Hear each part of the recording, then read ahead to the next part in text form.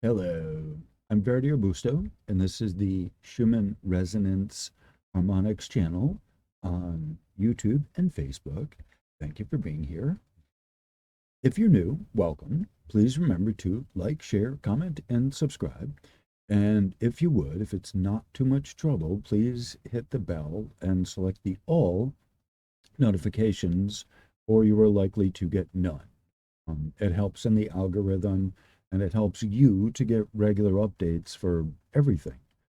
People regularly complain they don't get updates, and the only possible uh, resolution to help with that is interact with the channel more. Comments help, share, all these things help a channel to grow, but also help you get the notifications. So thank you very much. I appreciate that. I work to remember that every single video I may have a newcomer, and so I try to kind of, as I guess, efficiently and rapidly as I can, kind of get the newcomer up to speed. And if you are new here, please leave some comments. If you need clarification on things, if there's questions that I have, I use a lot of vocabulary that might be new to people. I work to keep it as non-technical as I can, but of course, this is a rather technical subject for people. Um, Certainly, the manner of graphing that they use, the spectrogram, and the antenna system is technical. It would be, like there's a learning curve to it. I have 40 plus years experience in audio video technical stuff, electronics, computers, graph reading and meter reading, and I've done that for work. I've gone to schooling. I've done this type of stuff. So for me, this is not, this is like a home for me. This is not strange at all. Um, so I'm taking my practical experience and applying it to the subject at hand, which is the Schumann resonances, and my great love for the planet. And I am providing this for free, basically, to the public or for those who are interested. This is more of the deep dive. I do the deep dive technical side of the Schumann resonances, as well as I've been working more with associated atmospheric electromagnetics.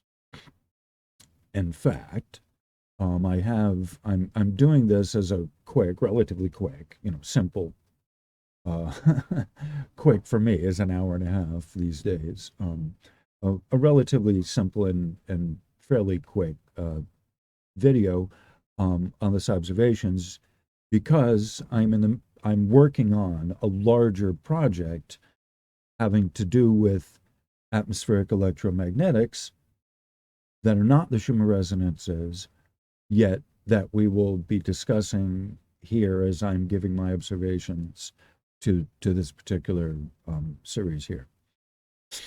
Uh, with that said, the deep dive.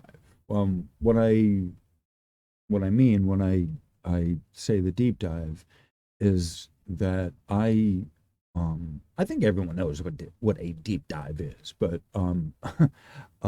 in this case, as Wages World says, I go right down to the pixel, and I have this here in the Paint program, so I can kind of explain things and expand it out, and draw on their like it's a on the chalkboard of the class. And so it takes me a number of days to research a subject and to watch over the course of time, see what something is doing and how this thing relates to that, and all of this stuff. So it is I look at it from a very comprehensive kind of look, from the very technical aspect of the how they measure the signal, how it's conditioned, how it gets reported up there, here on the Schumann, there, wherever, on the spectrogram, the thing that everyone calls Schumann, which is 1/4 of the data that is there to see, that you need to consider when looking at what's happening. So this, if you've been around for a while, this is not new to you, but for the people who are new here, again, welcome. Wages and other people send strangers over my way, and so I want it to be welcoming to people who are new to this, and I don't want the vocabulary. First off, I don't want my approach to be off-putting to people who are new here. Okay. I don't want the vocabulary to be off-putting to people who are new here. So I'm offering the comments suggestion as a place for you to ask questions. This is a little different, or maybe a lot different, from other venues where we discuss Schumann resonances. In a lot of places, most other places, they look at this from the new age, hoity-toity kind of woo-woo, ascension-based type of betting, I guess, couching. That's not what I'm doing here. I am giving you the completely technical explanation and the technical side of this, in addition to addressing the hocus pocus of the Ascensionists and the Schumannists and all of this other, mumbo jumbo belief stuff that gets thrown into the mix to confuse people. I think it was Teddy Roosevelt who had on his desk, or Franklin Roosevelt, a little placard that said, "The buck stops here."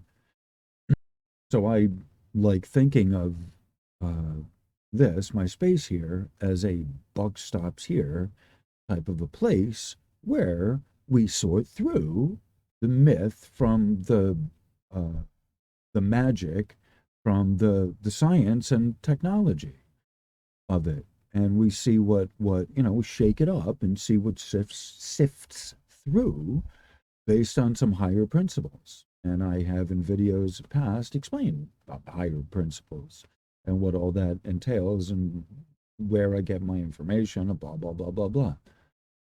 Whenever I have research, legitimate research, like I'm actually working on right now, the bigger project that is going to take a little while, that I give the links to that. It's important for you to follow the links yourself.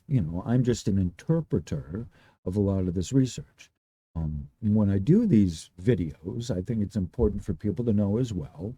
I've mentioned this, but for the newcomers, it takes me not just a while to, these videos take a long time. For every 1 hour that you're seeing up here on the screen, it's taking 5 or 6 hours additionally for it all to be out there. So for 1 hour of it being, produced on YouTube, there's also an hour of it, being uploaded, and then there's an hour of me creating it. And then there's the hour it takes of me writing out the script.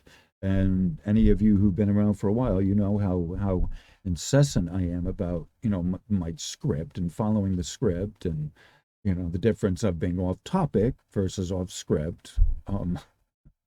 And we've had this discussion. Some of you love it. You get inspired by my off scriptedness, which is wonderful. And we mix that in, and, getting back on track, that figures in the time. And, this is a time commitment. This is not just a video you see. This is a lifetime. This is a lifestyle of my spare time I've dedicated for doing this. I'm honest to goodness, and there's not even a ploy for you putting money, a buck in the bin. Like, yeah, if you did, thank you. But you know, like this is I've mentioned this before. I've talked to Tommy, you know, put comments in his wages knows any of us, the content providers knows. This is a full-time commitment to whatever the full-time spare time that a person has in their life. If you work 40 hours or whatever, like, you know, Captain Tommy, then you know, you like here's another 40 hours on top of that.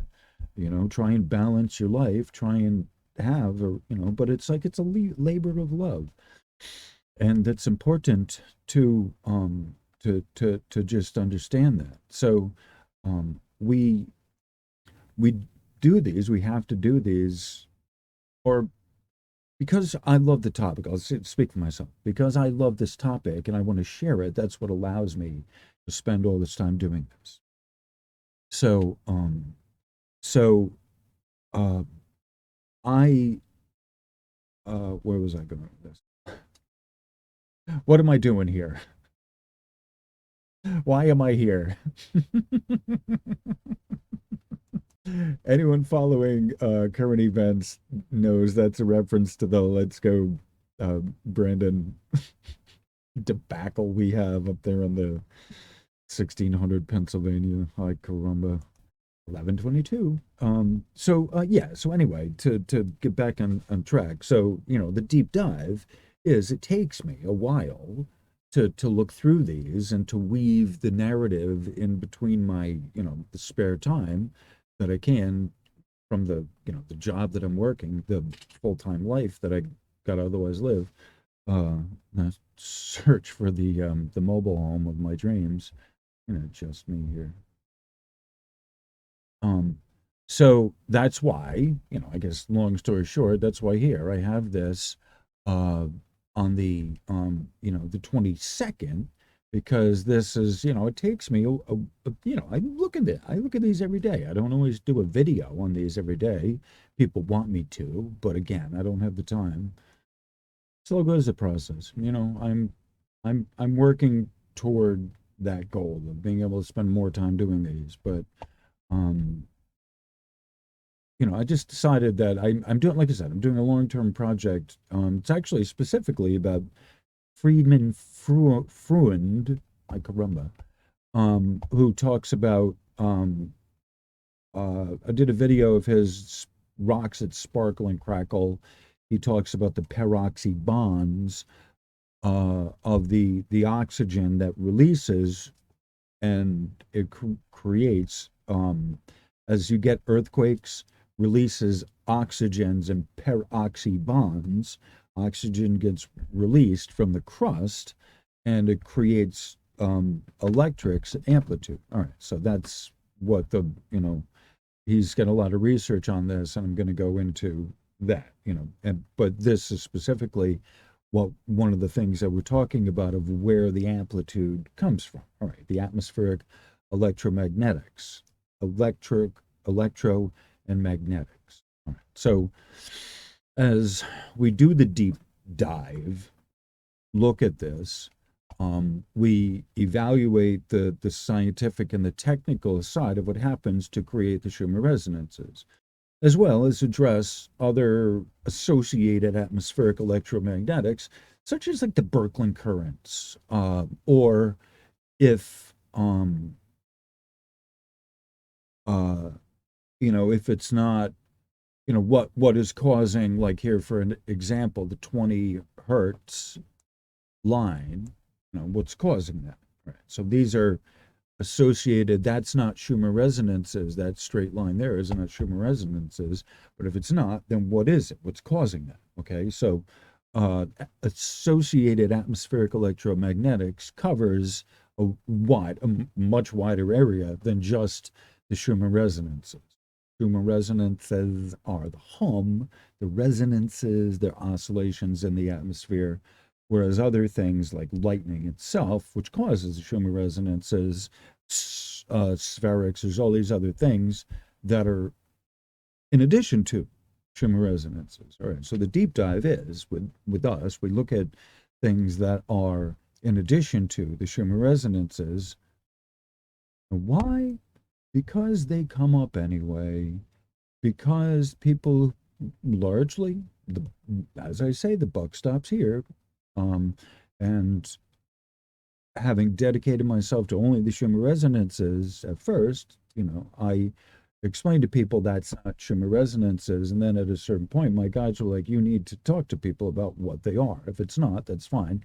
But you know what it is. You research this stuff and you can tell. So I've slowly been opening up the doors to discussions on other things that are, atmospheric electromagnetics than just the ringing of the bell, as Professor Schumann himself called his, the resonances that are named after him, the Schumann resonances.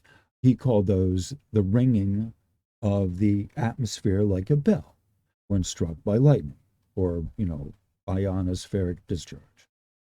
And 15:55. I watch the clock when I do these so I can keep on track. Um, uh, just in case you're wondering, I am a little obsessive about the number things. As a they're humming. They're very subtle. And it was only in 1953, I think technically it's 1952 they first like grabbed them, but it wasn't until like 53 that they really got dialed in. And I think the part of that was the filtering, but the technology to actually pick up true Schumann resonances was not available until 1953. They dialed it in, and by 54 other people had actually measured it. All right. So it's important to realize that, Schumann resonances have been around for a while, but they've only recently been measured, within the last 100 years. And it's only been, even Schumann was born in 18 something or other, like 1880, I think. And he passed away in 1976, if I recall correctly. So Schumann himself, Professor Schumann, and he was born in Austria, Germany, over there. He they didn't have electricity like we have now. They didn't have, this guy growing up. They had whale oil. Like, it was just a different time. It's hard to comprehend. When this guy Schumann, Professor Schumann, was going to school, they still had like kerosene lamps in places. Honest to goodness, outdoor toilets in places. You're talking about the early 1900s, late 1800s, early 1900s. There was a prevalence in the mid 1800s of patents for all types of electronic devices, ion separators, ionizers, things that required electricity, required power. And yet, it's hard to imagine these devices, the hundreds, scores of them in the 1800s for, like early radio.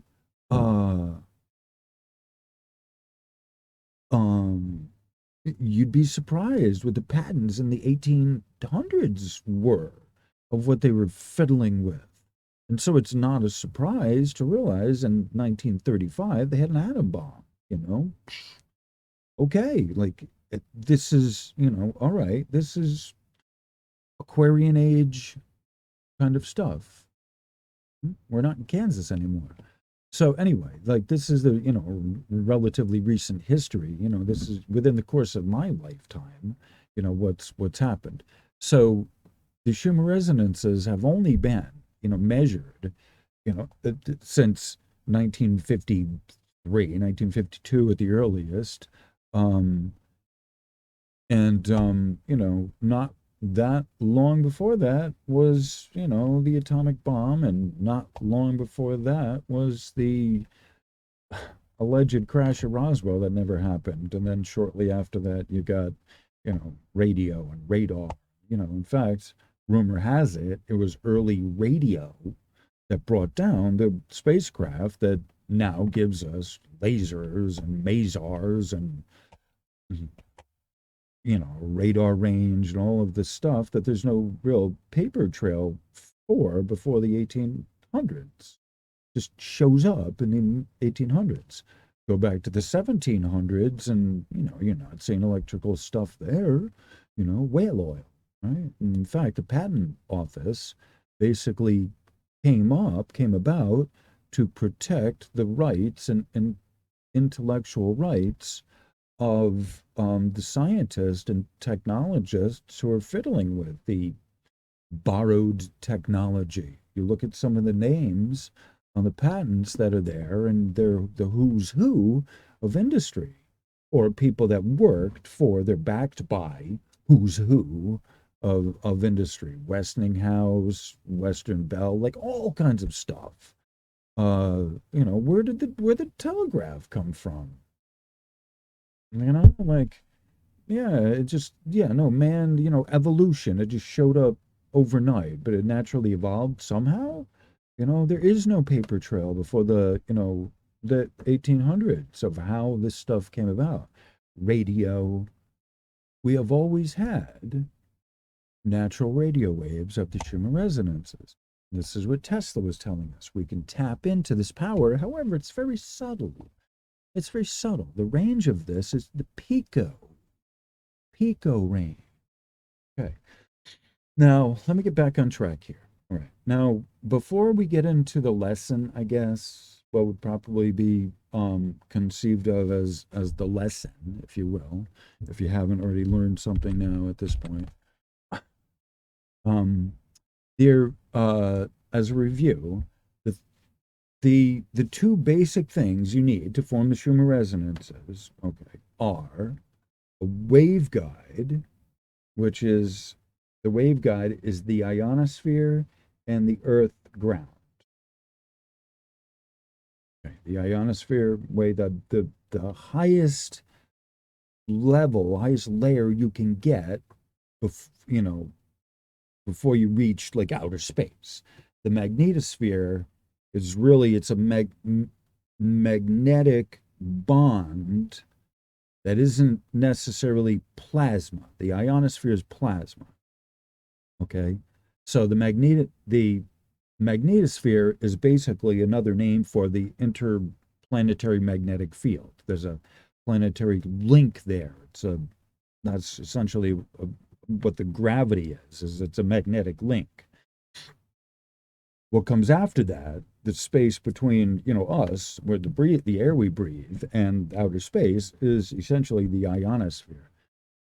So the ionosphere is very active during the daytime, when the sun is hitting it the most. The middle of the day, it's active. So you see this here from 8 local time. This is 7. Local time is 7. It's 7 a.m. to, right, this here is 18, 17, 18, that's 6 p.m. local time. Okay. And then you see, as the sun starts going down, you see it start dipping down a little bit right here. Okay. And this is the middle of the night.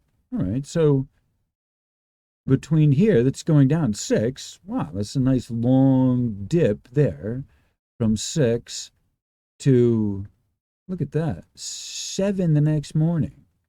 Wow. Usually, generally speaking, at 5 a.m., they start having stuff. So now you see, there's still a little bit here in the uppers, but not very much. Not very much going on up here, right? With the 20 and 26 hertz resonances.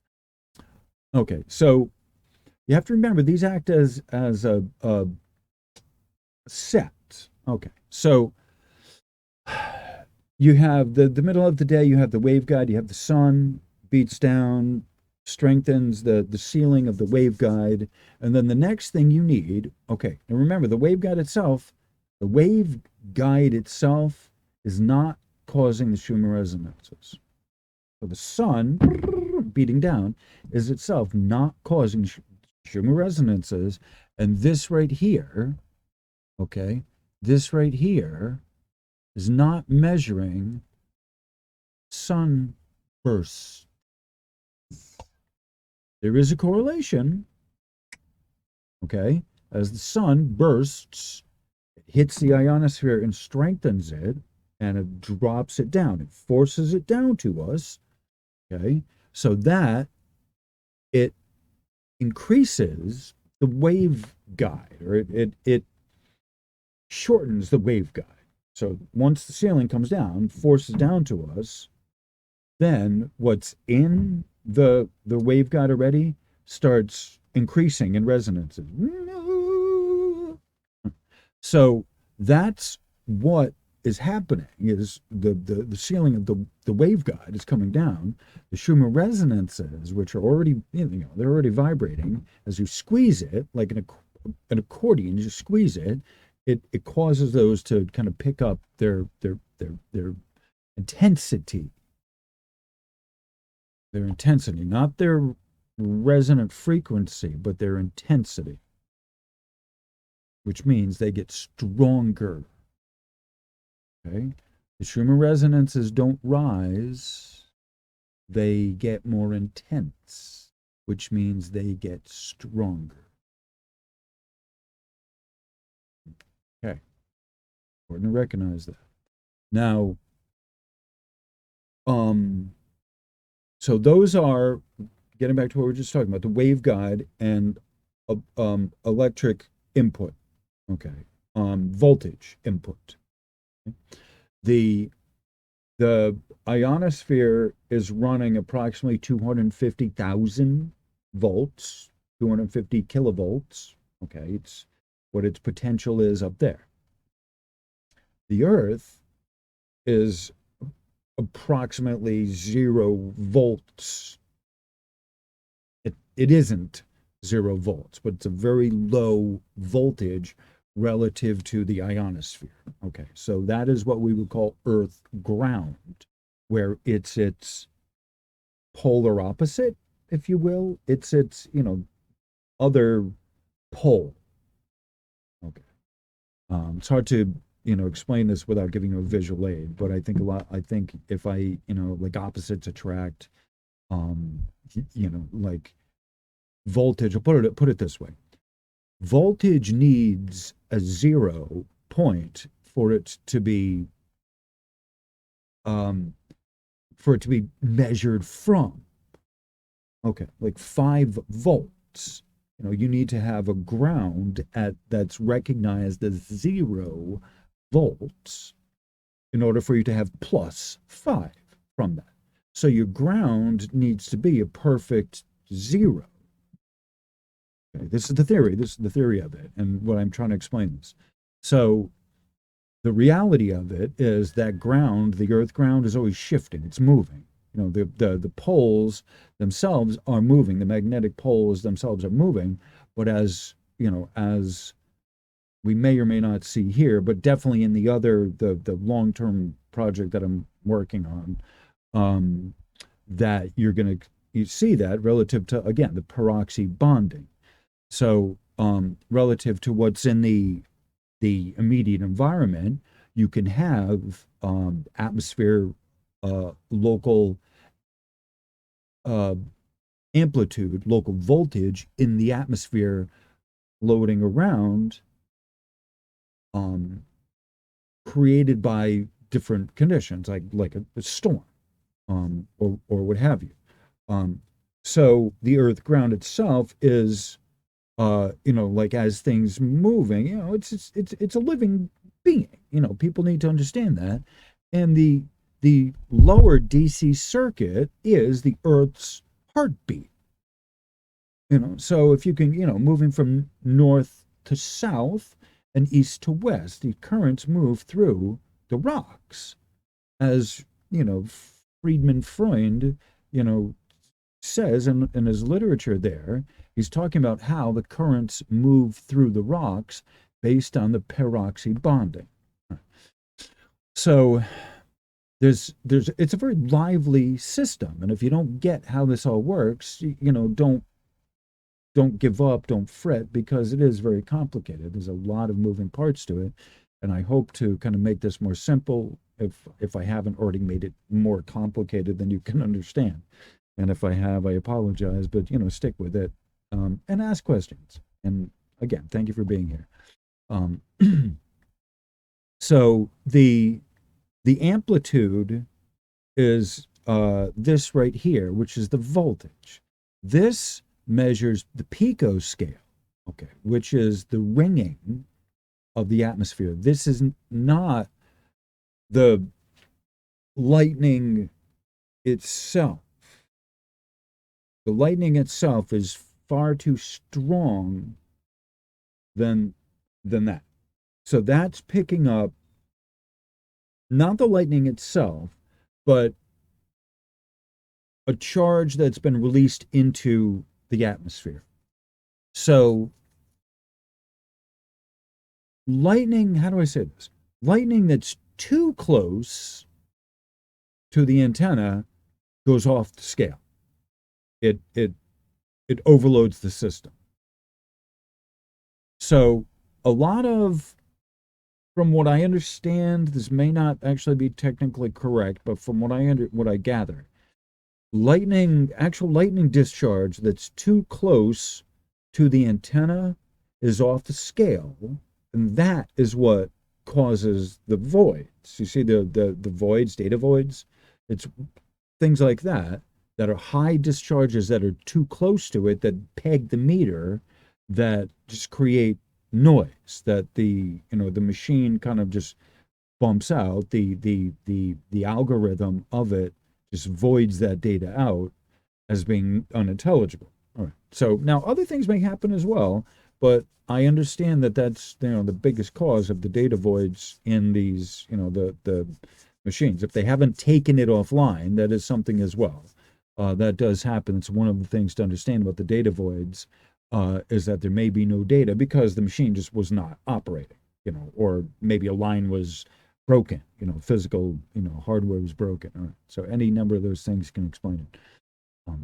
So what we're looking at here when we do this, our deep dive, my deep dive, is the cause of the amplitude, and then we look at the magnetism as well. So my guides are explaining it to me this way.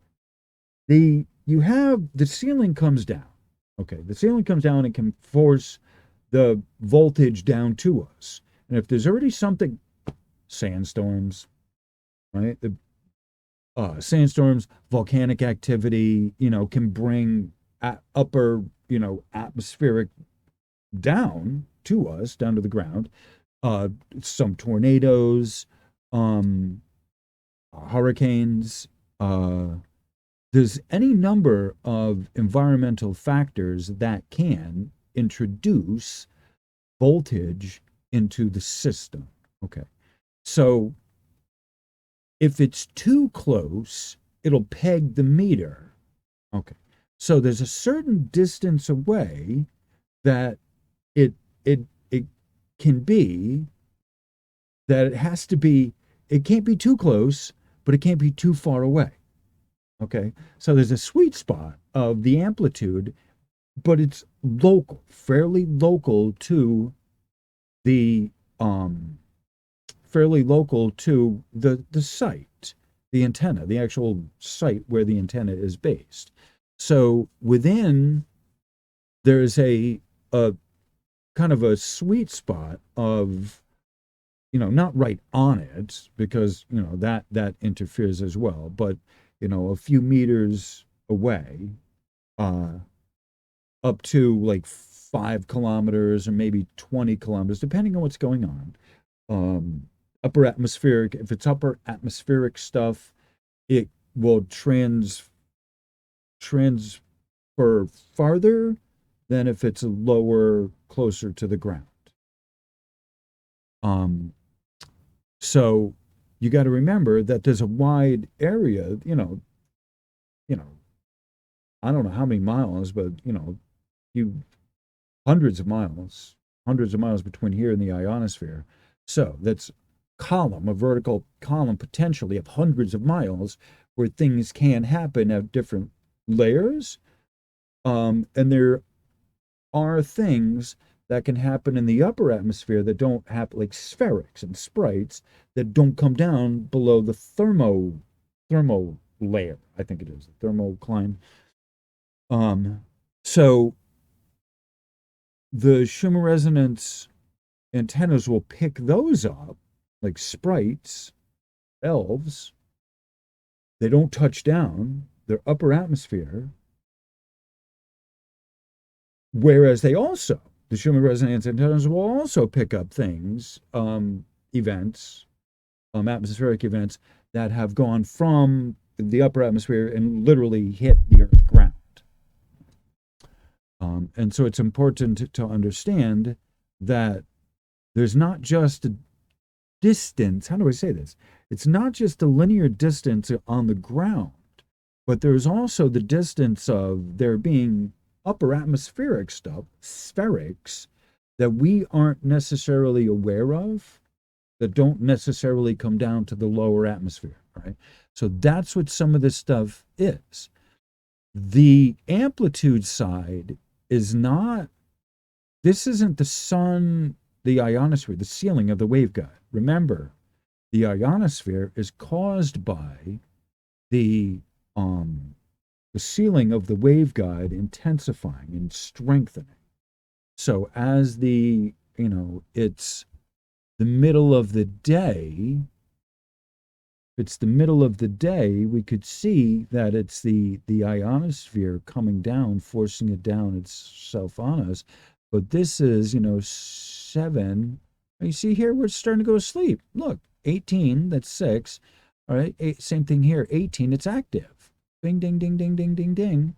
That's not the sun.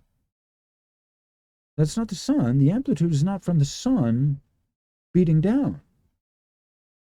It's important to understand that.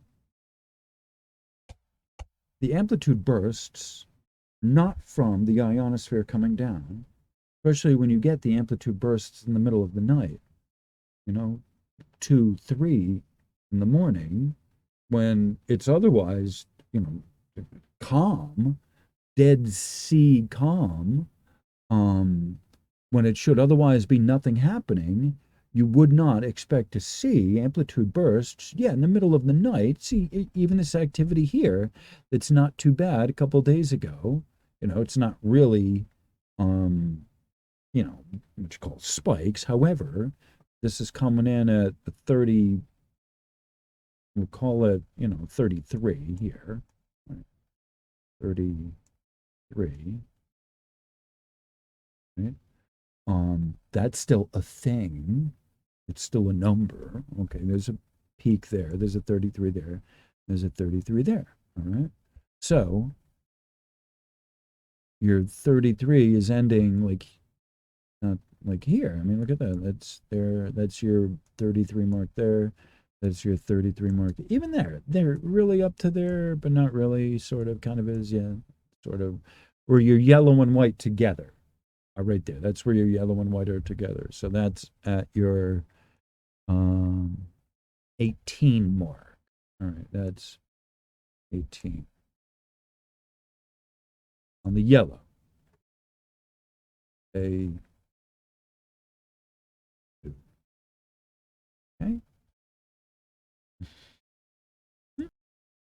Okay. So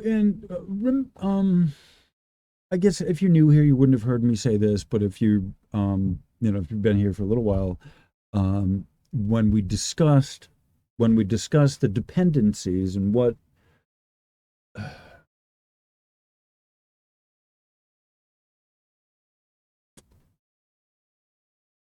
the My brain is kind of divided between what I want to say and how to get there. All right. So,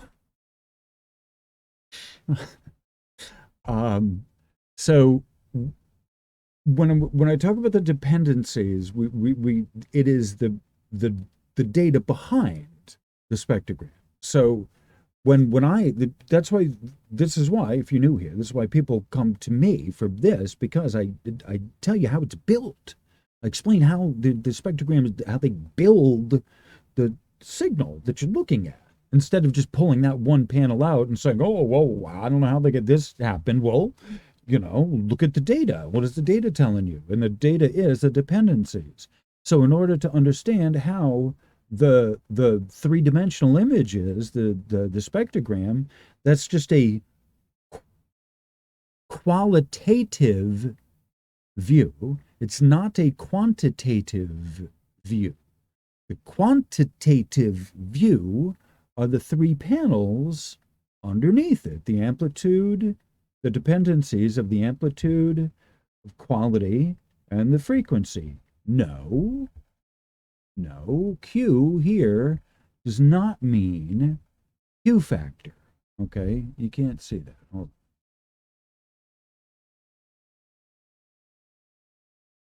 on. So the Q here, that Q, boop, that is not the Q factor. That's a whole totally different other thing. The Q is quality, and that relates to the magnetics, okay? And the F, the dependency of F, this is frequency, okay? So in order to know what the the spectrogram, this right here, right? This is the spectrogram. Yes. Hold on. Okay. So the spectrogram is this top panel right here. And right below it, immediately below it, boop, is the amplitude. Okay. And so the amplitude is measured in decibels. Okay. And the boop, boop, the quality is measured in Teslas, or pico. It's actually picoteslas. And this is measured in pico decibel, pico, it's actually pico electron volt.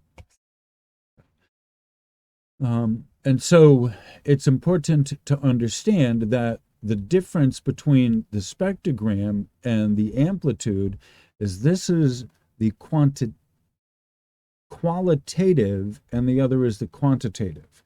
Quantity means it's measuring it. There's something definite, something defined. It's a quantity. Whereas a quality, oh, good golly, these words. The quality is the character of the signal. It's not the measurement, it is an analysis. The spectrogram analyzes it. It doesn't measure. So if you look at how this is constructed, the spectrogram, how it is constructed, there's the vertical component. Right? That's what this is, the vertical. Okay.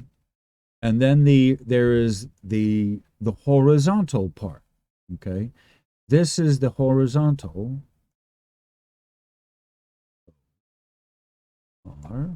Horizontal. And then this is the vertical.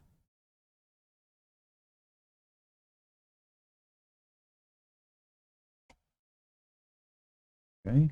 So you have these. This axis is the amplitude. That goes this way. The amplitude goes that way.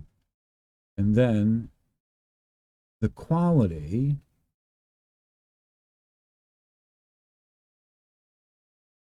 and you see how the time runs. Okay, the quality runs this way. And another name for the quality is magnetism.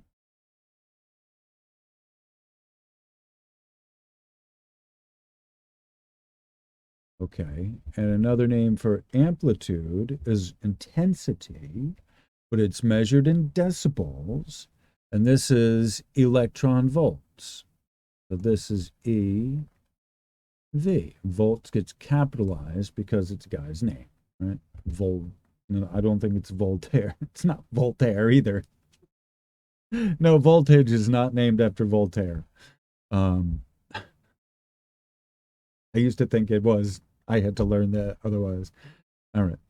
And so the frequency, so that leaves us one more thing here, the frequency. Okay, well, this is the third dimension of it, and this is where things start getting a little tricky. Okay, this is where you start gotta be good with the Etch-a-Sketch. Okay. Now, frequency has I've done a discussion about this. I've done a talk about this. The word frequency means a number of different things. They're not all the same thing, and people use frequency when they should be using another word altogether. And frequency just means cycles per second, which is a wave. However, there is a resonance frequency that is the difference between. Right? You got to remember this. Resonance is the difference between two frequencies. Okay? So the humming is not from either of those fundamental waves. It's coming from the difference between the two fundamental waves. In our case here with the Schumann resonances, and the fundamental of the Schumann resonances is the lightning discharge, which moves at a frequency of 8 hertz, which is around the world 8 times in a second, okay? So then as it bounces into itself a few times, it creates the resonances, which are these right here, okay? The resonances is one here. This is a resonance. This is the resonance. That's above that 20. That 20 is not a resonance. And this one here is approximately a 26 or 24. Sorry, you're right, 24. And that's a resonance as well. So, so this is a series. Again, this is a series of harmonics. It's not just one resonance, 7.8. There's a series of them. And as I'm showing you, these series work together as a team. You can't take just the one out and say, oh, it's the Earth's heartbeat, Earth's frequency. There's a series of them that go together. Right? They all do. This is the breathing function. Okay. So in your breathing, you can have different breathing rates, not a frequency, but it's a rate. It's a periodicity. It's a type of frequency. It's a measurement of an activity over time. So it's a type of frequency, but it's not of the originating frequency of the waves. This frequency here is kilometers. Okay. M. And in fact, this is 1,000, right? So this right here is 7,970 meters.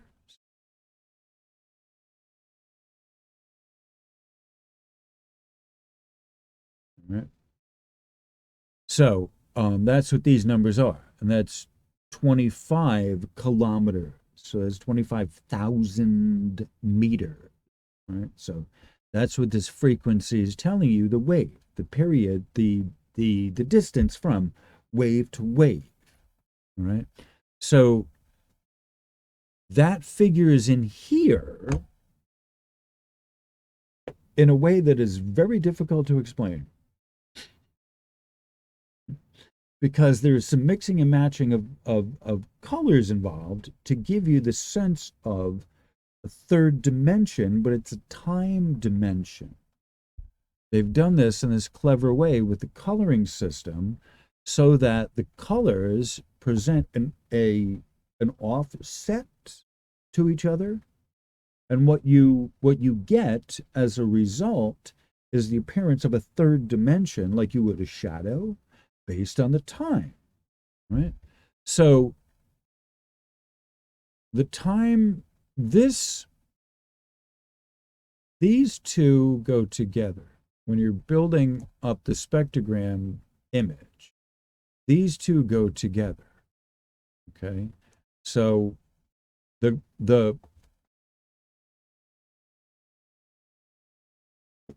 you have the thickness of the horizontals are created by the frequency. Okay, these two go together. This is a wave, okay, and this is a magnetic wave, and these are the peaks of the magnetic wave. Okay, so if you were to flip up, if you think about it, like if you have the blueprints to a house, and you flip this up to give you the horizontals, these are going this way, right? Where do I put this? These are going this way. Okay, both of these, you and you, are moving together as a team, going horizontally.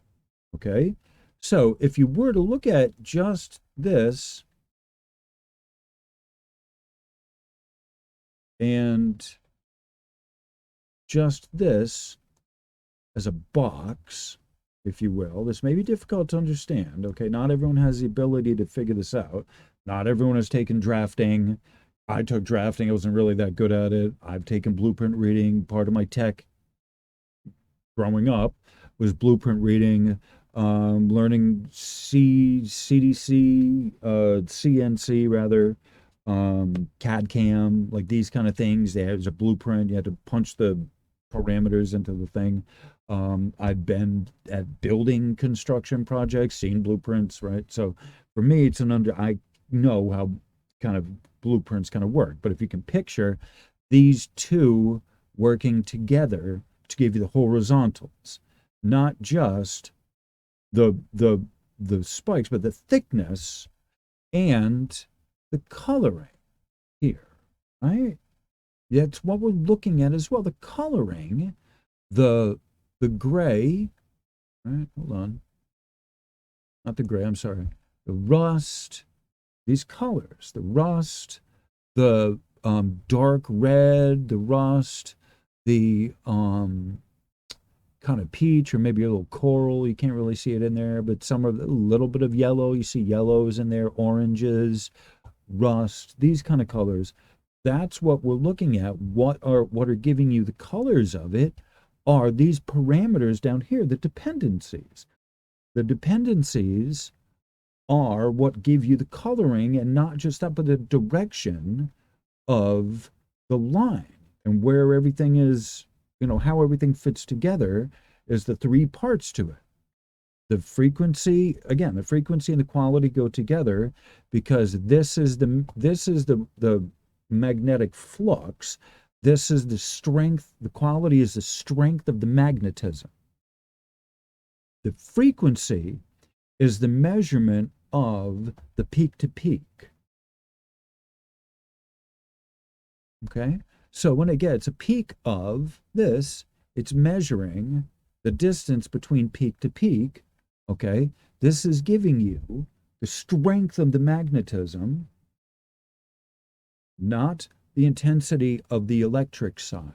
Okay, but the strength of the magnetism in Tesla. Okay? And the magnetism is what goes around the world. That's what keeps traveling around the world. Been around the world and I. Okay, well, that's what this is. Okay, and so that forms the base, and the amplitude right here is what's coming off of zero, from zero up to, in this case, it's 55 decibels. Okay, that's what this is. 55, you see that. It's measured there, measured right there. 55, our number is there. 55 there, 55 there. That's where 55 is here. See that? 55. Boop, boop, boop, boop, boop, boop. Okay. So when we get these peaks, okay, that's what it's telling you. That's not a frequency. It's not hertz. Just because it's going up to a hertz number, that is not what this scale is. This scale of the amplitude of the verticals is your decibel. That's electron volts, or electrovolts, as it's measured here. So that is not the frequency scale, okay? Because this, again, this moves up. Bink here, bink, okay? So this going that way, bink. This goes that way. All right. So your zero starting point is here, and it moves up, okay? Up, up. So here, this line here, essentially, if you took a box, okay, if you took a box, I should do that. Make a box and kind of flatten it out, make a box so you can see it. I think I'm going to do that somehow. All right, anyway. So this would be a hinge here, okay? So you now have an upright moving here. So the base of it is you have the horizontal is moving this way, and the amplitude moves this way. Ding, ding, ding. So the horizontals get reported this way with a little blip from, as it's moving, a little blip that way, but the amplitude is set up this way. It's always moving this way. And in fact, the amplitude actually is always moving at you this way, right? Whereas opposed to the magnetics, which are coming out in a wave at 90 degrees, theoretically, from it. All right. So the spectrogram is a composite view. It is a qualitative view of the elements that are provided for you in the from the dependencies. So it's an analysis that's giving you a three-dimensional, supposed to be three-dimensional, the best they can do, whatever, it's an imperfect system, but it does, if you know what you're looking at, you do see a three-dimensional type of image that comes out, like those magic eye things, if you're familiar with them. If you shift your perspective, you'll see an image start to develop. And it's the same thing here, where you look at the dark blue of the background, that's the at-rest state, and the white and the white and the lighter colors start getting into more active, activity, more active, what's the word? More active environment, I guess is the best way to put it. Right. So, that gives you a really good kind of a demonstration, in a sort of a schematic type of way of a three-dimensional image of radio waves that are not just this, but also proportionately that way as well. So not just this way, this way, but proportionally that way as well. Okay?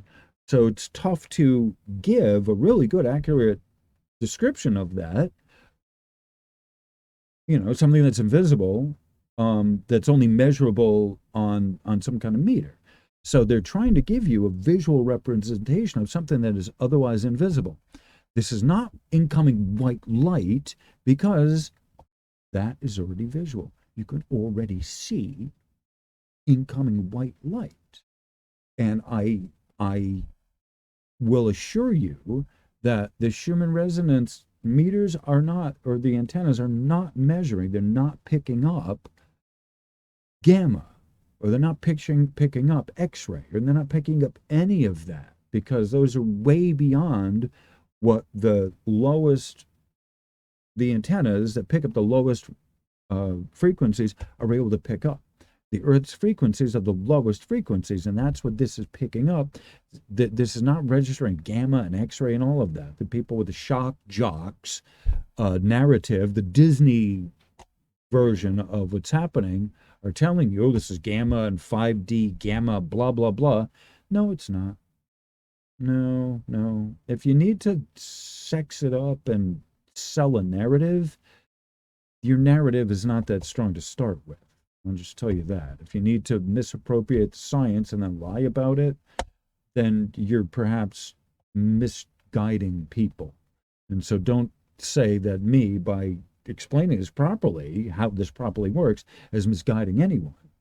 when I have 40 years experience in this practical field, and I'm only here trying to explain it to you of my own volition. And so with that, 1 hour, I think that's a perfect opportunity for some music. What we got here? Anything going on? We got music? Oh, please.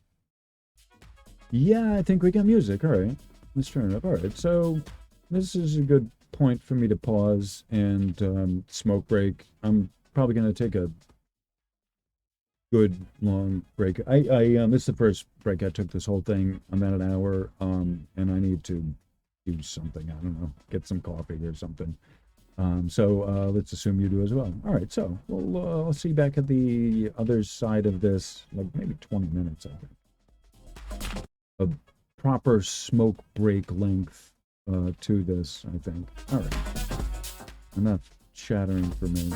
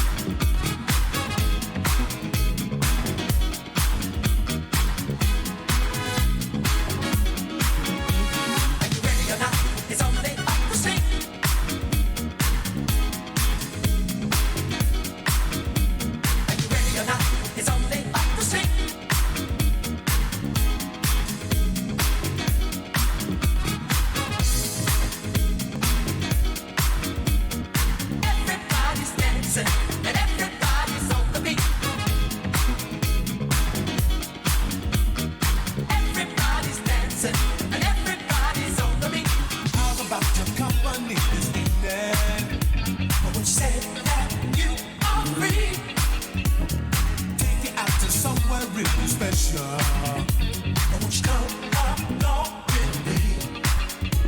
From what I've heard them say, the music that they play is nothing like you ever heard before. People dancing all night long. What you say, you got the time? What you say now? Are you ready or not? It's where we bump the beat. Everybody's dancing and everybody's on the beat. I'm begging you now. It's where we bump the beat. Everybody's dancing and everybody's on the beat. What you say? You and I should go together. What you say? It's for everyone to see. What you say? Baby, won't you come along with me?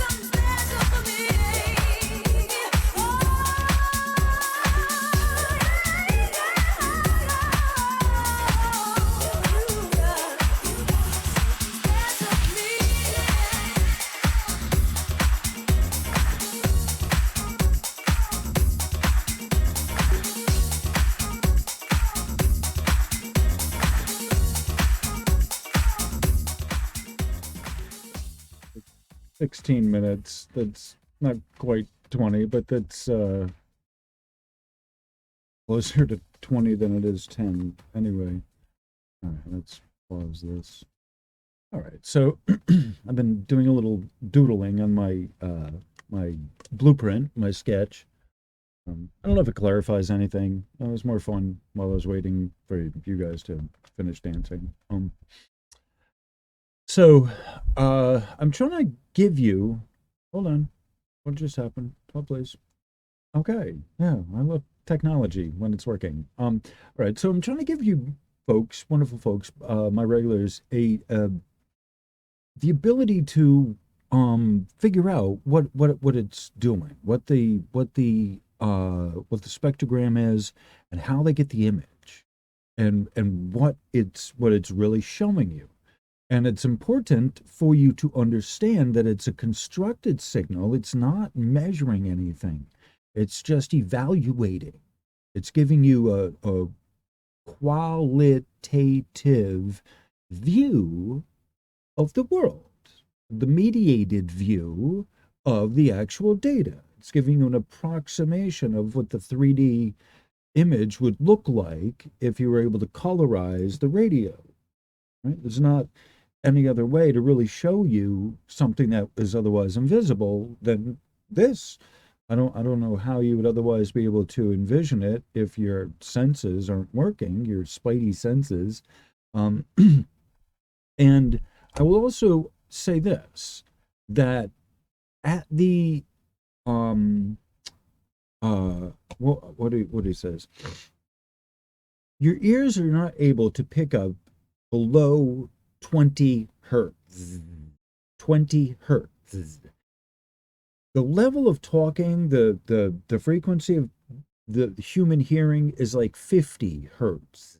The lowest that people talk, even, the lowest is, still as low as I could talk. That's not really 50. I don't think that's 50. There's people who have a lower voice than I do. I do have a nice booming, bombastic voice, but I think I have to yell, really belt it out to get lower than that, but I don't know if I really can.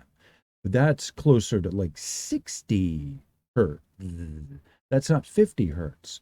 Once you get below that, you don't really hear it so much as you start feeling it. And it's, at the auditory, the pressure wave, a physical pressure wave, P wave, or an acoustic wave, sound itself operating at 20 hertz, you really can't hear that. You hear people, if you're near a place, or if you've ever heard a competition, you're near a place where people have a booming subwoofer in their car, where the whole car just kind of shakes. Boom. Or if you've ever been to a club with big subs, boom. At 20 hertz, you feel it. You feel it beating on your chest. Okay. So you literally are not able to hear lower than 20 hertz without it hurting you. An acoustic wave, a pressure wave, is not something that's heard. It's something that's felt. So it's important to understand at an acoustic level. With electromagnetics, with a radio wave, if you were to equate, 7.8 into an acoustic wave, you can't hear that. You literally cannot hear that. You can't hear below 7, but you can't hear below 20 hertz, and you couldn't also distinguish the difference between 7.8 hertz in someone's talking. It's only, I would submit to you, because you can talk in a range of 7 or 8 hertz frequency as part of your normal speaking. Most definitely. What the difference of people talking, of hearing, recognizing someone's voice, is the personality of how they talk, how they speak, their cadence, of how they slur their words, how they, how a person assembles their sentences together. It's a very it's a comprehensive type of deal of people talking and speaking. It's not just the frequency that people use, it's a range of frequencies and the timbre of the cadence, like I said, and all this together of the difference of people speaking. So, and especially with the, I'm addressing this more toward the binaural beats. People ask me my opinion, and I'm like, you can't hear 7.8 hertz. You can't hear 8.8 hertz. You can't hear below 20 hertz, and you can't distinguish anything that's lower than 20 hertz because you're just not used to it. Your ear has not acclimated to it. And you additionally also can't make a comparison, a side-by-side comparison of an electromagnetic frequency and an acoustic frequency, the same frequency. Because even at the 7.8 hertz resonance that's fixed there, you're not hearing that. If it were at a frequency, you wouldn't hear it, you would feel it. And it's also not an acoustic wave, so you also can't hear it because of that. So if you listen to the binaural beats and it makes you feel happy or whatever, then that's good. Don't stop it. But if you ask me, I don't think the binaural beats at 7.8 do anything. Maybe one of the higher resonances, like 26 or something, you might be able to hear that, but or 24, I'm sorry, or one of the higher ones, 33, maybe you could hear that just barely. You couldn't hear someone talking at 33 hertz. They would be so low. You'd have to say, huh? See, someone with a really deep, rich voice that's speaking like that, they just kind of grumble. They don't want to talk. It's my experience, Great voice, great singing voice. Anyway, but then you have to moderate it. You couldn't keep your voice at 40 hertz. You have to go from up and down. It's a wave speaking. So anyway, all right. All right. So where am I? Okay. So what's now on the board is I did a refresh, and I go to disclosurenews.it, and I think, and Disclosure News is one word, .it, and they have the full 4 panels instead of other places that have just one panel. Again, the word dependency here, what that means, it's important to understand how you get the spectrogram signal. So you need to understand what the dependencies are. And I've gone through that, but essentially dependencies are, it's not the raw data, but it's the collected data after it's been conditioned. So like they filter it out and they have an amplifier to get it to the point where it is recognizable by the spectrogram. So the data that comes from the antenna, from the actual hardware itself, that conditioned data gets sent to the spectrogram, which then analyzes the signal based on the certain criteria that, it's rendering. They call it plotting, but it's also rendering a 3-dimensional image. So as the 3 axes come in to the machine, it does an etch-a-sketch with the time variable and the color, giving you a perspective based on, shading and common, visual cues. You have a 3-dimensional image that's rendered, it's plotted onto the spectrogram, and that's what you're seeing in front of you. But it's based on, this is important to understand, really important to understand, that it's based on the 3 axes of the quality, or the amplitude, and then the quality, and then the frequency. So the frequency is, again, that's a measure of kilometers. So you have these three axes of decibels, of picoteslas. Oh, this is it's actually negative decibels. Pico electron volts is negative 15 spaces, so it's negative decibels. Okay, it's technically, and then this is picoteslas, which is on the negative scale, and then this is kilometers. Okay, so there's a three different units of measurement for this one phenomena here that they're all putting here on this, onto this scale of vectors. Essentially, this is a plotting of vectors here. So it's important to understand what's happening here. Hold on. Okay, I'm back. Did a little Google Doodle there. Gwiggle Dwiddle. Twiddle Gwiggle. Twiddle Gliv. Whatever. All right. So I am back again, yet again. All right. So I'm sort of getting these ideas of how do I want to show you this as if it's in a blackboard, and as if we're constructing this, the logic to the, you know, the machine of what it's telling you is how it's processing the signals. I think I'm not sure if that's the best way to put it, but it's you know, it's what it's doing. It's constructing a 3D image based on the parameters. All right. So the amplitude. Okay, I've been saying this. The amplitude is the vertical. So you have either going from a standstill of a nothing, a zero point. All right. So this could be zero of nothing, of going from a dead calm to there being something like a lightning strike. All of a sudden there's just something. Okay. So you have two measurements here of this. The first one, the initial one, and this is the amplitude state one.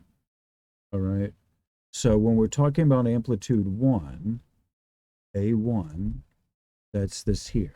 Okay, amplitude A1, that's this here. Okay, so this spike here, this is a good example.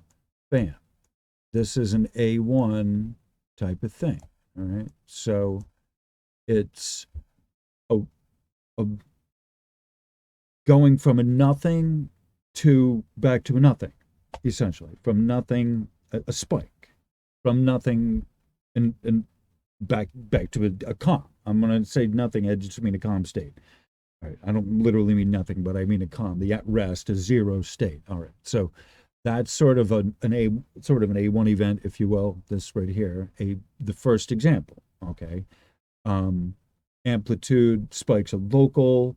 They're short lasting. They don't tend to go far, as amplitude, strictly as amplitude alone, A1 amplitude voltage, electron volts by itself, you know, the vertical by itself, it converts quickly outward. When I say converts, it turns quality, it turns into magnetic. So by converting, it's going from an upright pure voltage out into a coherent wave, and then it, you know, it continues to cohere as it travels out laterally like that. All right. So the image, so you have either this hit it and quit it type of event, like an A1, what I'm calling an A1, or an A2, this right here, of it going from a C state of like here, this right here, this period here, of a continuous wave. So but it's not the magnetic side wave.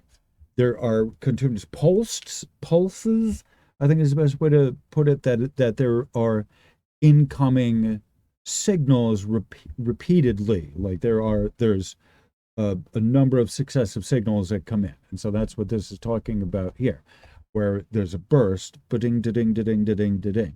And this is of the second variety where it's it starts continuing. It's a continuation. And so where it's coming from, that's a different matter. Whether it's continuous lightning or something else, whatever, that's not the issue. But I'm just showing you how to read the signal from what's coming in, the dependencies, right? So A1, all right. So as I've explained this before, these are also not only the color to represent a dimension, but you also want to understand these colors also represent the initial, the parts of the wave that are coming in, the parts of the amplitude that are coming in, first, second, third, or fourth, right?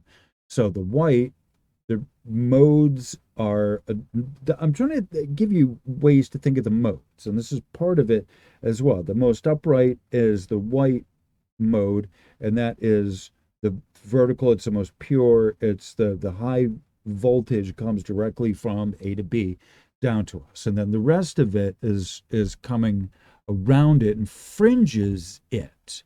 So you see the white, and then you see it fringed and rust orange, and then you see green, and then you see chartreuse and green in this.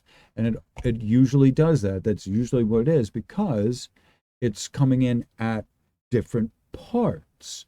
And as the different parts of it come in, the more magnetic of the signal comes in.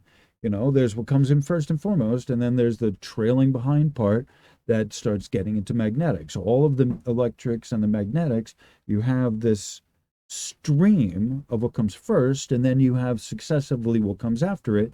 And in this case, it's the more magnetic stuff that comes after it.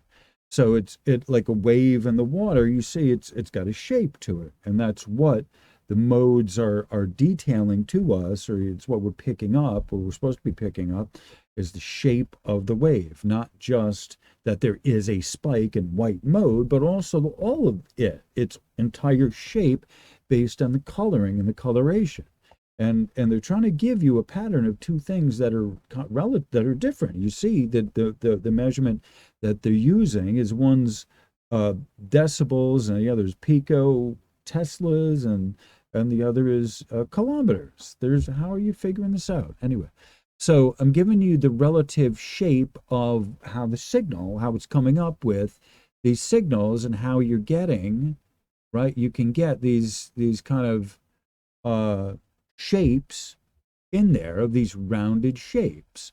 They're not just spikes, but they're rounded. They look like there's something that's definite in there, and that's why, because the amplitude is measuring, and it's moving in two different types of fashions. One is the spike, and the other is something that's coming from a continuous source, like lightning. If you're part of a lightning storm, or there is a forcing coming down during the day, and then that would be, if there's a day of, like heavy solar, it's continuously forcing down, and then that's a running narrative that you're seeing here in the waves bobbing up and down, blah, blah, blah, blah, blah, blah, like that.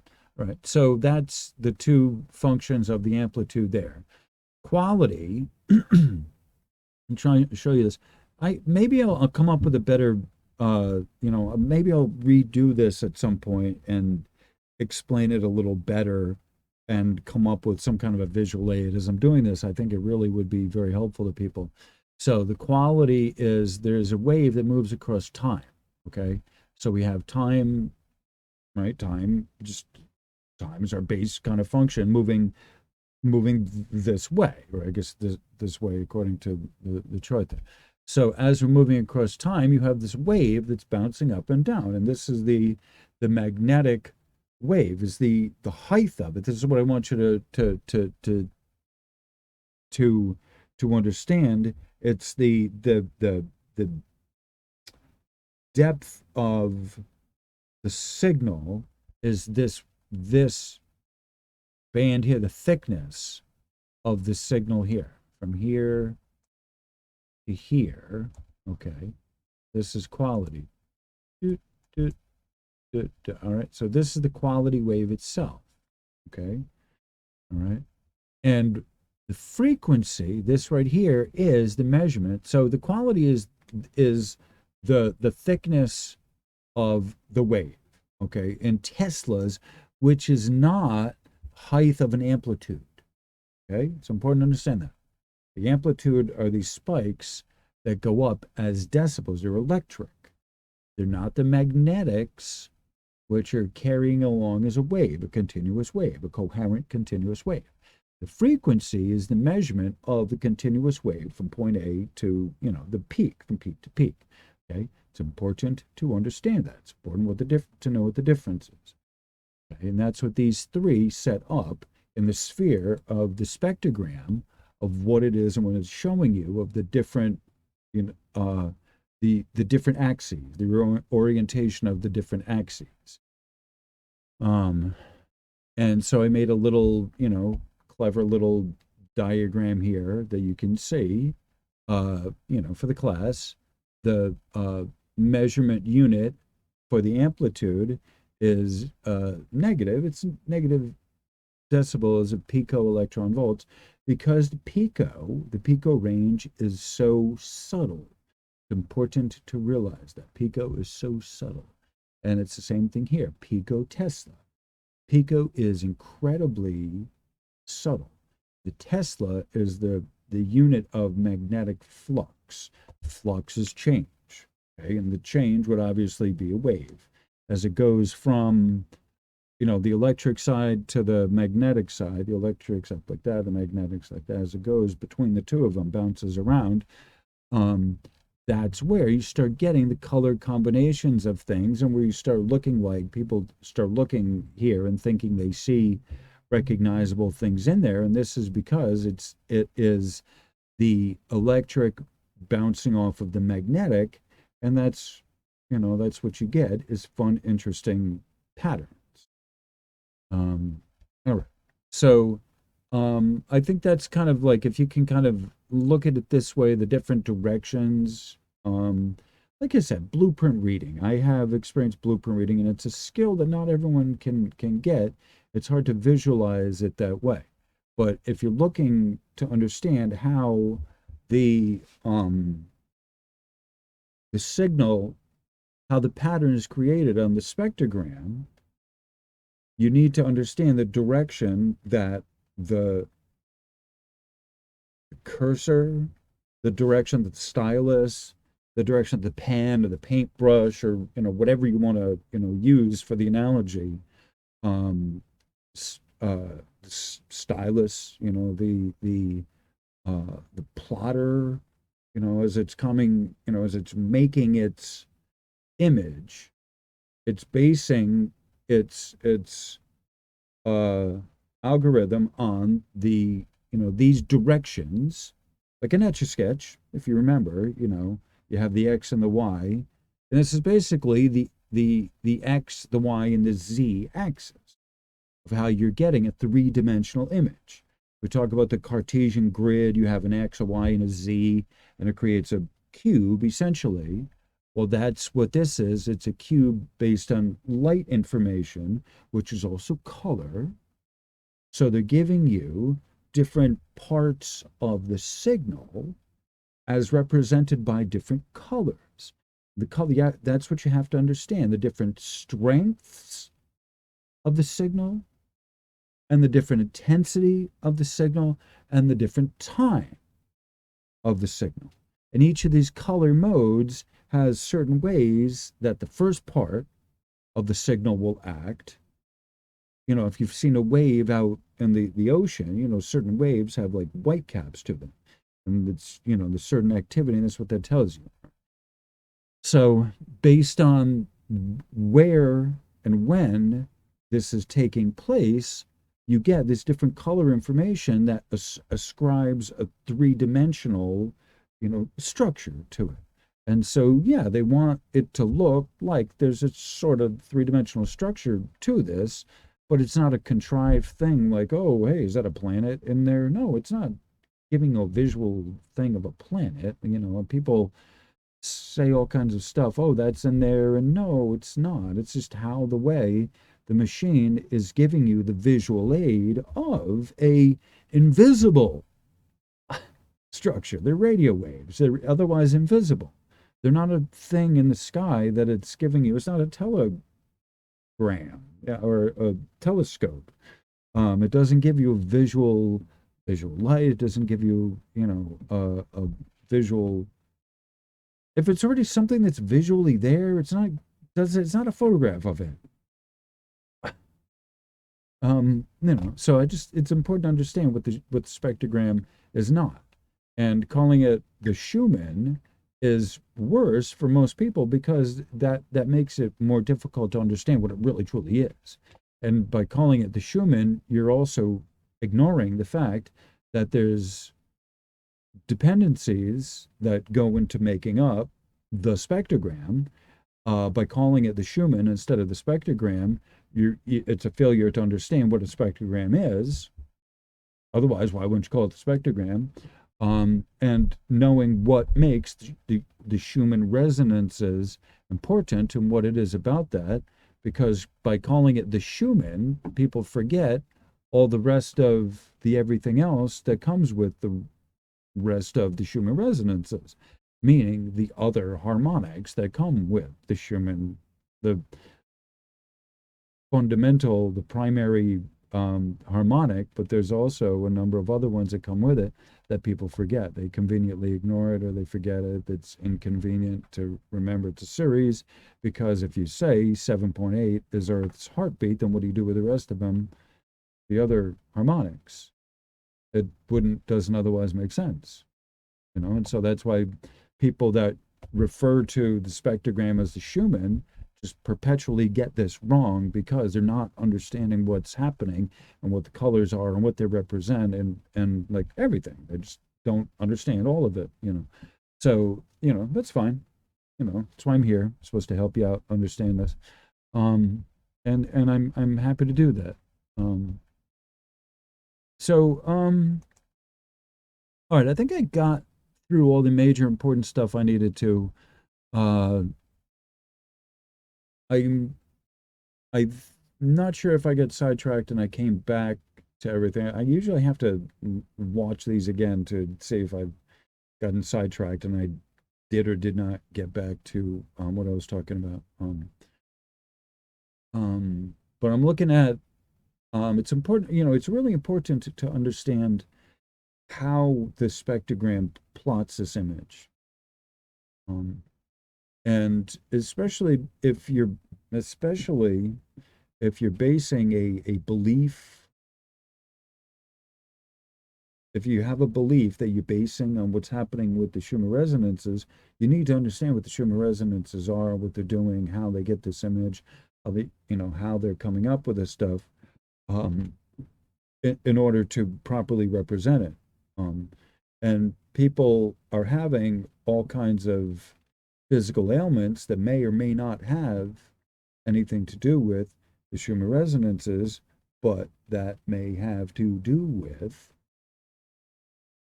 unshielded electromagnetics, unshielded domestic electronics around them, their own or other people's.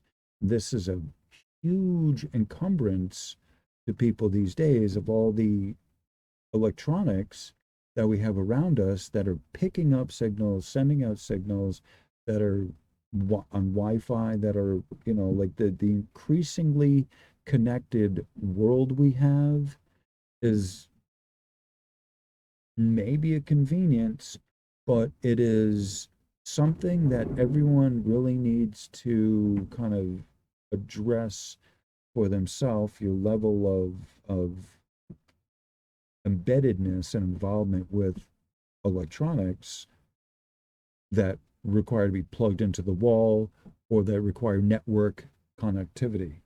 And there's a number of reasons why, they should be avoided. It's up for you to decide.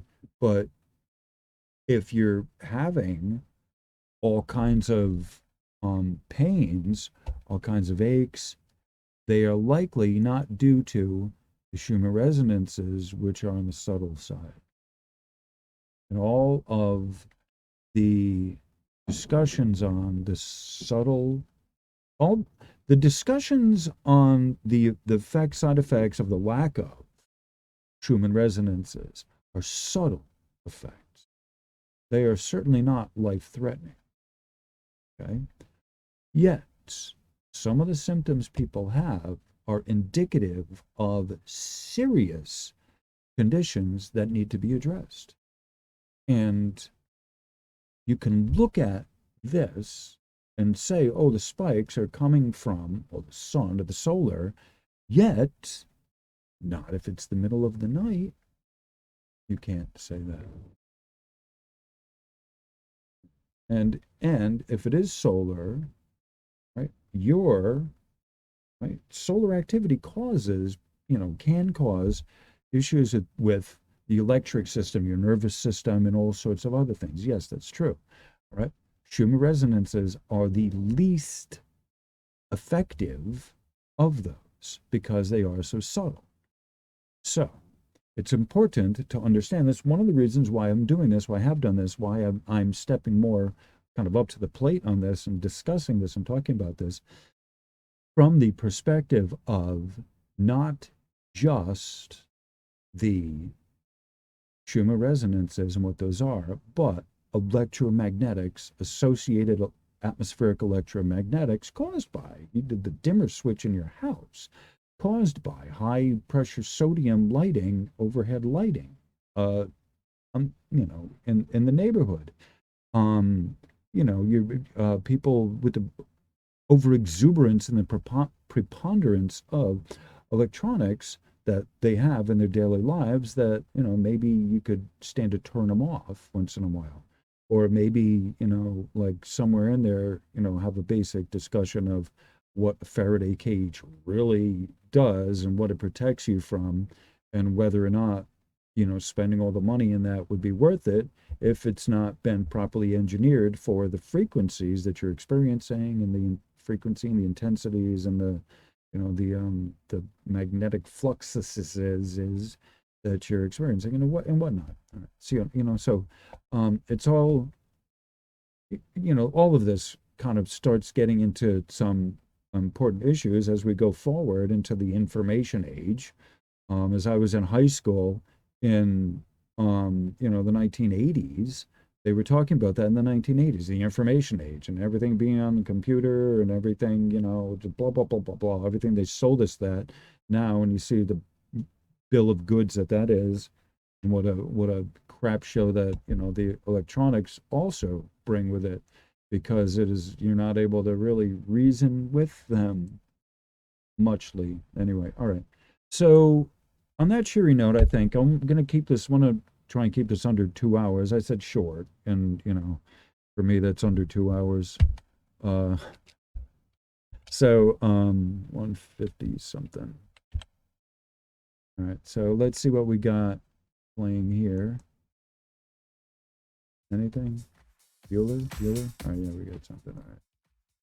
All right. So we're gonna kind of close this out here, I think. Yeah, so I want to keep it under 2 hours. There was probably some more stuff that I could have talked about, but I definitely hit what I wanted to. And I think if you've gotten to this point and you understood this, there's a lot of review for the people who've been here, but there's also new stuff for the people who are new here. So on that cheery note, let's hear some music.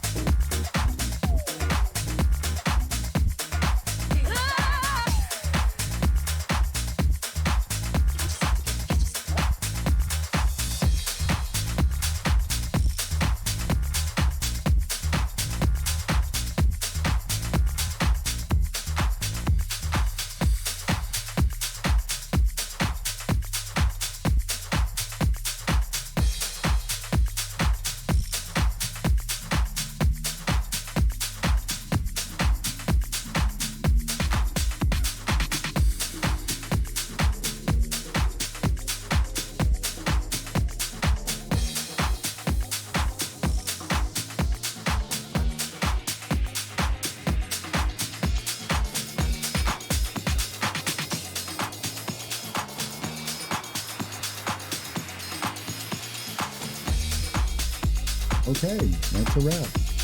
I'm going to do it at 1:55. I'm going to do it at 1:55:55 if I can. All right, so thank you all for being here. You're wonderful people. You're helping keep me sane and wanting to be here in this lonely outpost called Earth. Thank you all for being here and the support and the love. Especially Bradley, Jackie, Jacqueline, Pamela, Wages, Beth and Tony. Thank you all. Arizona, you know.